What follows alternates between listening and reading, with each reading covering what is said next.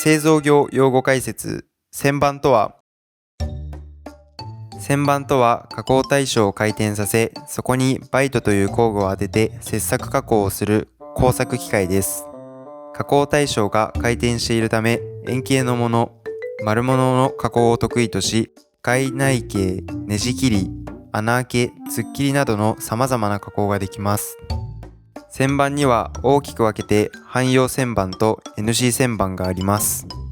汎用旋盤は一般的な旋盤のことを指します。